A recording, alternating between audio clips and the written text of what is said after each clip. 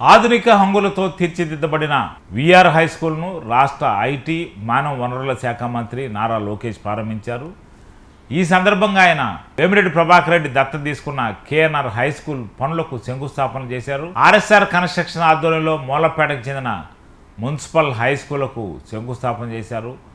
ఆయన ప్లే గ్రౌండ్ను పరిశీలించారు, లైబ్రరీని తిలకించారు, ఆధునిక డిజిటల్ క్లాస్ రూములను ఆయన పరిశీలించారు, డిజిటల్ క్లాస్ వ్యవస్థ ఎలా ఉందన్న విషయాలపై ఆరా తీశారు. ఈ కార్యక్రమంలో మంత్రులు ఆనవ రామనారాయణ రెడ్డి, పొంగూరు నారాయణ, ఎమ్మెల్యేలు కావ్య కృష్ణారెడ్డి, కోటరెడ్డి శ్రీధర్ రెడ్డి, కాకర్ల సురేష్, పార్లమెంట్ సభ్యులు వేమిరెడ్డి ప్రభాకర్ రెడ్డి తదితరులు హాజరయ్యారు.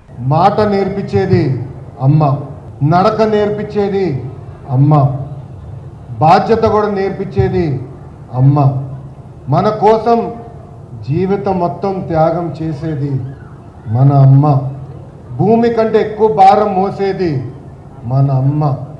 అందుకే తల్లికి వందనం పేరుతో తల్లి రుణం తీర్చుకునేదానికి ఈరోజు ఈ ప్రభుత్వం ముందరికెళ్తుందని ఈ సభాముఖంగా తల్లిదండ్రులందరూ తెలియజేస్తున్నాను. అంతేకాకుండా ఆలు నేర్పించేది ఉపాధ్యాయులు. ఉపాధ్యాయులకు ఒక స్వార్థం ఉంటుంది. ఆ స్వార్థం ఏంటంటే వాళ్ళ చదువు చెప్తున్న పిల్లలందరూ బాగా మార్కులు రావాలి, అన్ని ర్యాంకులు కొట్టాలన్న స్వార్థం వాళ్ళలో ఉంటుంది. అందుకే ఉపాధ్యాయులను ఎప్పుడు చూసినా మనకి దేవుడు గుర్తొస్తారు. అలాంటి ఉపాధ్యాయులందరికీ పేరు పేరున నా హృదయపూర్వక నమస్కారాలు తెలియజేసుకుంటున్నాను. 1875లో విఆర్ హై స్కూల్ స్థాపించారు. దాదాపు 150 సంవత్సరాలు చరిత్ర ఉన్న పాఠశాల ఇది. నిజంగానే వీడియోలో చూస్తే ఈరోజు నేను ఆశ్చర్యపోయా. కరెక్ట్గా 6 నెలల ముందల పాఠశాల ఇలాంటి పరిస్థితుల్లో ఉండాలని ఈరోజు నాకు అర్థం అవ్వాలి. పాఠశాల మొత్తం చూస్తే నిజంగానే అసూయపడ్డా. నారాయణ మాస్టర్ గారు చెప్పా, నేను చదువుకున్న పాఠశాల కన్నా అద్భుతంగా ఈరోజు విఆర్ హై స్కూల్ని మీరు తీర్చిదిద్దడం జరిగింది. ఒక ఘన చరిత్ర ఉన్న విఆర్ హై స్కూల్ మంది. డాక్టర్ కె నారాయణ గారు అంటే honorary adviser and retired director for SHAR Sriharikota, మాజీ ముఖ్యమంత్రి వర్యులు డాక్టర్ బెజవాడ గోపాలకృష్ణ రెడ్డి గారు, ఎన్ జనార్దన్ రెడ్డి గారు, మాజీ ఉపరాష్ట్రపతి గారు వెంకయ్యనాయుడు గారు, ఏకంగా ఎస్పీ బాలసుబ్రహ్మణ్యం గారు, జీవీకే రెడ్డి గారు, ఇంకా వేదిక పైన ఉన్న నారాయణ గారు, మా పక్కనే నిలబడుతున్న సోమిరెడ్డి చంద్రమోహన్ రెడ్డి గారు, ఇంకా కోటమిరెడ్డి శ్రీధర్ రెడ్డి గారు, మాజీ chief justice P Chandrasekhar Reddy గారు కూడా ఈ పాఠశాల నుంచే వచ్చిన వారు. కారులో వస్తుంటే నారాయణ గారు చెప్పారు, 6th క్లాస్ నుంచి 10th క్లాస్ వరకు నారాయణ మాస్టర్ గారు ఇదే పాఠశాలలో చదివారు. ఏకంగా ఆయన చదువు పూర్తి చేసిన తర్వాత టీచర్గా ఆయన ప్రయాణం కూడా ప్రారంభించింది ఇదే విఆర్ హై స్కూల్ అని ఈ సభాముఖంగా మీకు తెలుపుతున్నా. నేను పదే పదే ప్రజాప్రతినిధులందరూ కోరుతున్నాం, ఇలాంటి సమావేశంలో రాజకీయాలు మనం మాట్లాడకూడదు. స్కూల్కి ఏకంగా రాజకీయాలు దూరం పెట్టాల్సిన అవసరం ఉంది. అనేక కారణాల వల్ల ఈ పాఠశాల మూతపడింది. కానీ నారాయణ గారు డోర్ టు డోర్ తిరిగి ఆనాడు ప్రజలందరికీ హామీ ఇచ్చారు, మూతబడిన విఆర్ హై స్కూల్ని తిరిగి ప్రారంభిస్తామని చెప్పారు. మన ప్రభుత్వం ఏర్పడిన మొదటి సంవత్సరంలో చేసి సాధించిన వ్యక్తి మంత్రి నారాయణ గారు. నా పక్కనున్న 2 పిల్లలు అడిగా, ఎందుకు వచ్చారు, ఎందుకు చేరారు ఈ పాఠశాలలో? ఇంత అద్భుతమైన ప్లే గ్రౌండ్, అద్భుతమైన టీచర్లు, అద్భుతమైన కరికులం, స్మార్ట్ బోర్డ్స్ మా నెల్లూరు సిటీలోని ఎక్కడ లేదు. అందుకే మేము వచ్చి ఈరోజు ఈ విఆర్ హై స్కూల్లో చేరటం జరిగిందని వాళ్ళు చెప్తాం జరిగింది. ఈ స్కూల్ గురించి కూడా చెప్పాలి. నారాయణ గారు పర్సనల్గా తీసుకున్నారు. ఫైల్ ఎక్కడుందో వెంటాడారు. నాకు గుర్తున్నంత వరకు ఒకరోజు రాత్రి 10ంటికి ఫోన్ చేశారు. నాకు ఫోన్ చేసి ఫైల్ ఇప్పుడే నీ లాగిన్కి వచ్చింది, తొందరగా క్లియర్ చేయవా అన్నారు. చేస్తాను సార్ ఫోన్ పెట్టా. అంటే పొద్దున్న చేద్దాం అనుకున్నా. మళ్ళీ 30 నిమిషాల తర్వాత నారాయణ మాస్టర్ గారు ఫోన్ చేసి ఇంకా ఫైల్ క్లియర్ చేయలేదు, ఇప్పుడే క్లియర్ చేయండి అని నన్ను వెంటాడిన వ్యక్తి మంత్రి నారాయణ గారు. ఇది పిల్లలకి తల్లిదండ్రులు ఎందుకు చెప్తున్నాం అంటే, ఒక పట్టుదల క్రమశిక్షణతో ఏమైనా సాధించాలనుకుంటే అది సాధించే శక్తి మనలో ఉంటుంది. మనం 2014 నుంచి 19 వరకు చూసాం. నారాయణ మాస్టర్ గారు పట్టణాన్ని అద్భుతంగా అభివృద్ధి చేశారు. అనేక సంక్షేమ కార్యక్రమాలు కూడా ఆనాడు ముందలు తీసుకెళ్లారు. ఇచ్చిన ప్రతి హామీ నిలబెట్టుకో లక్ష్యంతో ఈరోజు ఆయన పనిచేస్తున్నారు. అందుకే ఎన్సిసి అంటే నాగార్జున కన్స్ట్రక్షన్ కంపెనీని తీసుకొచ్చి ఏకంగా వాళ్ళ సిఎస్ఆర్ ఫండ్స్ నుంచి దాదాపు 15 కోట్ల రూపాయలు ఈరోజు ఈ పాఠశాల అభివృద్ధి చేసేదానికి ఖర్చు పెడతాం కూడా జరిగింది. అంతేకాకుండా కమిట్మెంట్ చాలా అవసరం. ఏ పని చేసినా మంచి మనసుతో చేయాలి, ఒక పవిత్రమైన బాధ్యతగా తీసుకోవాలి. ఆ పవిత్రమైన బాధ్యత నారాయణ మాస్టర్ గారు తీసుకున్నారు. ఇది నేను ఎందుకు చెప్తున్నానంటే, ఆయన బిడ్డ షరిణిని ఏకంగా ఇదే పాఠశాలకు పని పెట్టి మిగతా స్కూల్స్ అని ఆగమ్మా, నారాయణలో వేరే స్కూల్స్నే పర్వాలేదు కానీ ఇది ఒక మోడల్ స్కూల్గా చేయాలి, మీరు చేయండి అని చెప్పి షరిణి కూడా అహర్నిశలు ఇక్కడ నిలబడి రాత్రైన పర్వాలు నిలబడి ఒక మోడల్ స్కూల్ ఏర్పాటు చేసినందుకు ఆమె కూడా నా హృదయపూర్వక ధన్యవాదాలు నేను తెలుపుకుంటున్నాను. ఒక డిజిటల్ క్లాస్ రూమ్ ఏమి, ఒక హైడ్రోఫోనిక్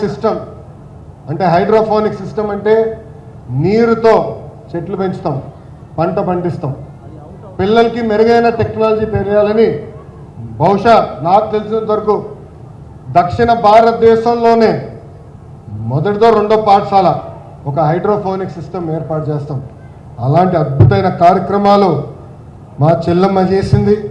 అంతేకాకుండా dance, music, drawing rooms, play ground చూసా, రోబోటిక్ ల్యాబ్స్.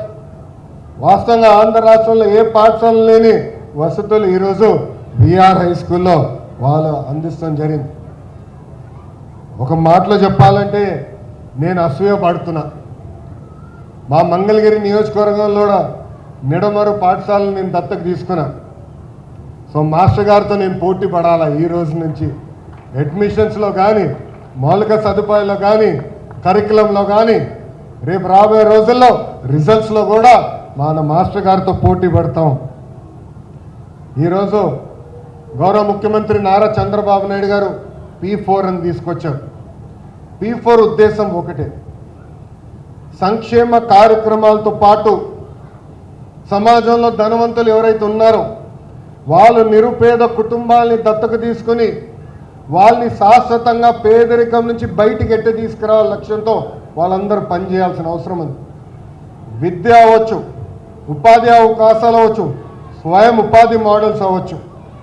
ఆ అవకాశాలు కల్పించి ఆంధ్ర రాష్ట్రంలోనే పేదరికం లేని రాష్ట్రంగా తీర్చిదిద్దాల లక్ష్యంతోనే ఈ P4 కార్యక్రమం స్థాపించాం. దాంట్లో భాగంగా షరిణి ఏకంగా ఇక్కడున్న కొంత కుటుంబాలని దత్తకు తీసుకుంటాం కూడా జరిగింది. దాంతోపాటు ప్రభుత్వం ఇస్తున్న యూనిఫామ్స్తో పాటు ఏకంగా నారాయణ మాస్టర్ గారు అదనంగా 4 జతల బట్టలేమి, ట్రాన్స్పోర్టేషన్, బ్రేక్ఫాస్ట్ కూడా ఉచితంగా ఈరోజు విఆర్ హై స్కూల్లో అందజేస్తాం జరిగింది. నేను శాసనసభ సాక్షిగా చెప్పా, ఒక విద్యాశాఖ మంత్రిగా తృప్తి ఎప్పుడు వస్తుందంటే ప్రభుత్వ పాఠశాలల ముందర పాఠశాల ఫుల్, అడ్మిషన్స్ క్లోజ్డ్ అనే బోర్డు వచ్చినప్పుడే నాకు తృప్తి వస్తుందని చెప్పా.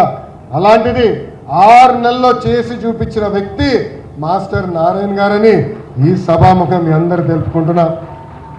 ఈ స్కూల్ ఏర్పాటు చేస్తున్నప్పుడు 2 పిల్లలు, పెంచలయ్య వెంకటేశ్వర్లు, నిరుపేద కుటుంబాల నుంచి వచ్చిన ఈ 2 పిల్లలు బాగా చదవాలని అనుకుంటున్నాం, మాకు అవకాశం లేదని ఇక్కడ కలెక్టర్ గారు వచ్చినప్పుడు కలుస్తాం జరిగింది. ఆ 2 పిల్లల్ని నేను వ్యక్తిగతంగా దత్తకు తీసుకొని కేవలం హై స్కూలే కాదు ఉన్నత విద్య కూడా అందించే బాధ్యత నేను తీసుకుంటానని ఈ సభాముఖంగా నేను హామీ ఇస్తున్నా. ఇక్కడున్న పిల్లలందరూ నేను ఒక విషయం కోరాలనుకుంటున్నా. జీవితంలో మనం ఛాలెంజ్ స్వీకరించాలి. అందరూ ఒక మార్గం ఎంచుకుంటారు కానీ మనం ట్రెండ్ సెటర్స్గా మారాలి. ఇక్కడ ఉదాహరణగా రెండు ఇస్తాను నా జీవిత ప్రయాణంలో. మొదటిది 2019లో నేను మంగళగిరి నియోజకవర్గంలో పోటీ చేశా. అది తెలుగుదేశం పార్టీ 1980 తర్వాత గెలవని నియోజకవర్గం. ఒక పట్టుదలతో చరిత్ర తిరిగి రాయాల లక్ష్యంతో నేను పోటీ చేశా, ఓడిపోయా. ఓడిపోయిన రోజు బాధ కలిగింది, కానీ రెండో రోజు నుంచి ఆ బాధ నాలో కసి పెంచింది, పట్టుదల పెంచింది. మళ్ళీ ఇక్కడనే పోటీ చేయాలా, ఇక్కడనే గెలవాల లక్ష్యంతో 5 సంవత్సరాలు కష్టపడ్డా. ఆ 5 సంవత్సరాల కష్ట ఫలితం ఆంధ్ర రాష్ట్ర చరిత్రలోనే ఎప్పుడు రాని మెజారిటీ మొన్న నాకు ప్రజలు ఇచ్చి శాసనసభకు పంపించారు. రెండోది, నేను విద్యాశాఖ మంత్రి అవుతాం. గతంలో పంచాయతీరాజ్ గ్రామీణాభివృద్ధి శాఖ చేశా, కానీ ఈసారి విద్యాశాఖ మంత్రి అవ్వాలని నేను కోరా. అది టీవీలో వచ్చినప్పుడు చాలామంది సీనియర్ల దగ్గర నుంచి జూనియర్ల వరకు అందరు నాకు ఫోన్ చేసి, అంత కఠినమైన శాఖ నీకు అవసరమా? సంఘాలు ఉంటాయి, మధ్యాహ్న భోజనం పథకం ఉంటుంది, స్కూల్ కిట్లు ఉంటాయి, ఇది చాలా కష్టమైన శాఖ, ఇది మీకు అవసరమా అని అడిగారు. అప్పుడు వాళ్ళందరికీ ఒకటే చెప్పా, ఛాలెంజ్ అంటే నాకు ఇష్టం. విద్యాశాఖని మార్చగలిగితే ఏ శాఖనైనా మనం మార్చగలుగుతాం. అందుకే విద్యాశాఖ మంత్రిగా నేను వస్తున్నాను. పిల్లల భవిష్యత్తు, మీ పిల్లల భవిష్యత్తు తీర్చిదిద్దేదానికే నేను విద్యాశాఖ మంత్రి అయ్యానని ఈ సభాముఖంగా తల్లిదండ్రులందరికీ నేను తెలియజేస్తున్నాను. ఇది నేను ఒక పవిత్రమైన బాధ్యతగా స్వీకరిస్తున్నా. ఫస్ట్ గ్రేడ్ నుంచి స్కిల్ డెవలప్మెంట్ వరకు నా కింద ఉంది. కేజీ నుంచి పీజీ వరకు ఈరోజు కరికులంని మేము బలోపేతం చేస్తున్నాం. మీరే చూసారు, ప్రైవేట్ పాఠశాలలు ధీటుగా మీ పిల్లలకి ఈరోజు యూనిఫామ్ ఇచ్చాం. పిల్లలకి ఇచ్చిన బ్యాగులు మీరు చూసారు, పుస్తకాలు మీరు చూసారు, ఏకంగా వర్క్ బుక్స్ కూడా మేము ఈ పిల్లలకి అందజేస్తాం జరిగింది. యూనిఫామ్ కానీ షూస్ వరకు కూడా ప్రతిదీ చూసి ఈరోజు మీ పిల్లలకి మేము అందజేశాం. ఇంతేకాదు, ప్రతి సంవత్సరం 2 సార్లు తల్లిదండ్రులు ఉపాధ్యాయులు పిల్లలు కూర్చుని మాట్లాడుకోవాలి. ఈ నెల జూలై 10న మొదటి మెగా పేరెంట్ టీచర్ మీటింగ్ జరగబోతుంది. మళ్ళీ తిరిగి డిసెంబర్లో కూడా పెడతాం. అంటే మీ పిల్లలు ఏం చదువుతున్నారు, ఎంతవరకు చదివారు, ఎక్కడ వెనుకబడి ఉన్నారో నేరుగా మీ తల్లిదండ్రులు తెలియజేసేదానికే ఈరోజు ఈ మెగా పేరెంట్ టీచర్ మీటింగ్ కూడా మన ప్రభుత్వం ఏర్పాటు చేసింది. ఇక్కడితో వదిలిపెట్టాం. పిల్లలకి టెక్నాలజీతో జోడించాలి, మెరుగైన టెక్నాలజీ అందించాలి, ప్రపంచంలో జరుగుతున్న మార్పులు తెలియజేయాల లక్ష్యంతో కంప్యూటర్ ల్యాబ్లు కూడా ఏర్పాటు చేసే దిశగా మన ప్రభుత్వం పనిచేస్తుంది.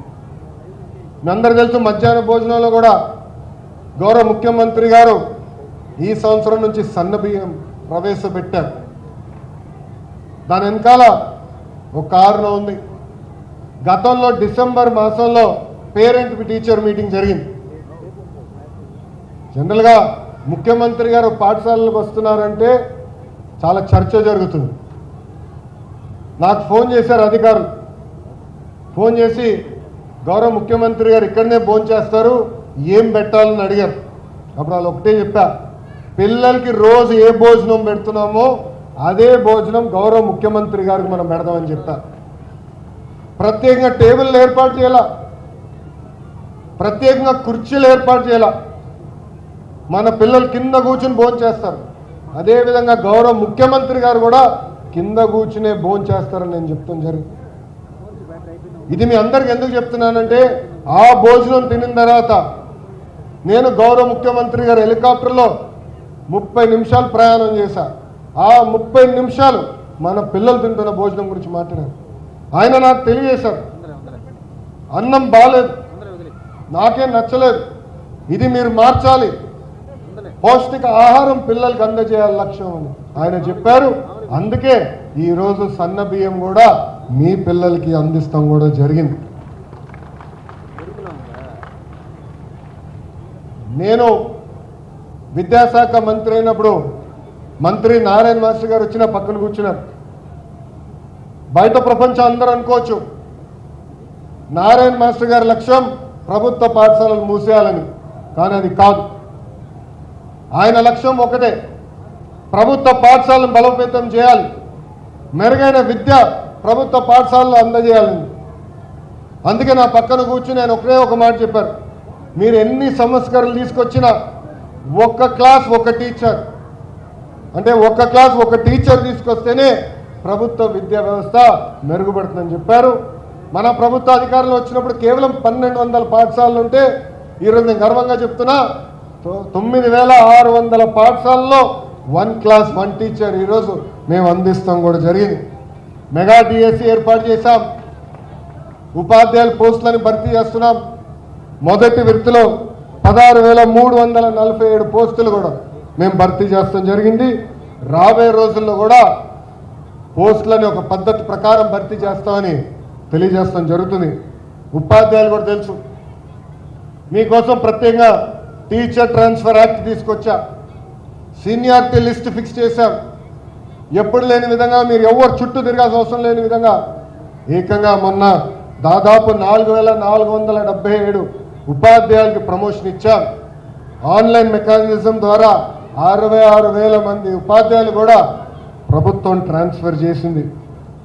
ఒక వాల్యూ బేస్ విద్య చాలా చాలా అవసరం. ఎంత ఇంజనీర్ అయినా, డాక్టర్ అయినా, ఐఏఎస్ అధికారి అయినా, ఐపీఎస్ అధికారి అయినా, రాజకీయ నాయకుడు అయినా కూడా విలువలు చాలా అవసరం. మన పిల్లలకి ప్రత్యేకంగా విలువలు అందించేదానికి గౌరవ ముఖ్యమంత్రి నారా చంద్రబాబు నాయుడు గారు శ్రీ చాగంటి కోటేశ్వరరావు గారిని అడ్వైజర్గా నియమించి ఆయన రూపొందించిన పుస్తకాలు, వీడియోలు కూడా ఈరోజు మీ పిల్లలకి అందజేస్తాం జరుగుతుంది. దాంతోపాటు గౌరవ ఉప ముఖ్యమంత్రి పవన్ అన్న కూడా పదే మొక్కలు నాటాలి, చెట్లు పెంచాలి, ఆ చెట్లు మనం కాపాడాలని చెప్తాం జరుగుతుంది. అందుకే మీ పిల్లలందరూ కూడా గ్రీన్ పాస్పోర్ట్ అని మేము ఇవ్వబోతున్నాం. ఆ గ్రీన్ పాస్పోర్ట్లో ఒక చెట్టు నాటి 3 సంవత్సరాలు ఆ చెట్టును కూడా కాపాడాల్సిన బాధ్యత మీ పిల్లల పైన ఉంటుంది. మీ పిల్లలు ఆ చెట్టు కాపాడిన తర్వాతనే ఉపాధ్యాయులు పాస్పోర్ట్ పైన సంతకం పెడతాం జరుగుతుంది. నేను విద్యాశాఖ మంత్రి అయినంటే ఫస్ట్ సెకండ్ క్లాస్ పుస్తకాలు చూసా. దాంట్లో ఇంటి పనులంతా ఆడవాళ్ళే చేస్తూనే ఉన్నాయి. నేను మా అధికారులు చెప్పా, చిన్న వయసులో నాకు పెళ్ళయింది, నేను బ్రహ్మ అమెరికాకి వెళ్ళినప్పుడు ఇంటి పనులు సమానంగా చేశాం, అంటే 50-50. అందుకే ఈరోజు పాఠశాల పుస్తకాల్లో కూడా ఇంటి పనులు 50% మగవాళ్ళు చేసే ఫోటోలు ఉన్నాయి. అంటే మహిళల్ని గౌరవించాలా, అన్నిట్లో మగ ఆడ సమానం అనేది పాఠశాల నుంచే ప్రారంభించాల లక్ష్యంతో మీ ప్రభుత్వం పనిచేస్తుంది. ఇంకా ప్రతి సాటర్డే నో బ్యాక్ డే కింద ప్రకటించాం. పిల్లలకి టెక్నాలజీతో అనుసంధానం ఏమి, స్పోర్ట్స్, ఫిట్నెస్, యోగా కూడా ఏర్పాటు చేయాల లక్ష్యంతో మేము పనిచేస్తున్నాం. ఏకంగా పిల్లలు రేపు నీట్ కానీ, జేఈ మెయిన్స్ కానీ ఈ ఎగ్జామ్స్ కొట్టేదానికి అవసరమైన స్టడీ మెటీరియల్ కూడా ఉచితంగా ప్రభుత్వం అందజేస్తుందని ఈ సభాముఖం మీ అందరు తెలుపుకుంటూ, ఒక విద్యాశాఖ మంత్రిగా నా లక్ష్యం ఒకటే, యావత్ భారతదేశంలోనే కాదు ప్రపంచంలో ప్రభుత్వ విద్య ఎక్కడ బాగుందంటే దానికి కేర్ ఆఫ్ అడ్రస్ ఆంధ్రప్రదేశ్ చేసే బాధ్యత నేను తీసుకుంటానని ఈ సభాముఖంగా మీకే కాదు ఆంధ్ర రాష్ట్రంలో తల్లిదండ్రులందరూ తెలియజేస్తూ, గతంలో అనేక కారణాల వల్ల ప్రభుత్వ పాఠశాలలు వెనుకబడి ఉన్నాయి. కానీ ఒక సంకల్పంతో, ఒక పట్టుదలతో ఈరోజు మేము అందరం పనిచేస్తున్నాం. ఒక విద్యాశాఖ మంత్రిగా నా దగ్గర నుంచి ఉపాధ్యాయుల దగ్గర వరకు అందరూ నేను ఏ కార్యక్రమం ఇచ్చినా స్వీకరిస్తున్నారు, పనిచేస్తున్నారు.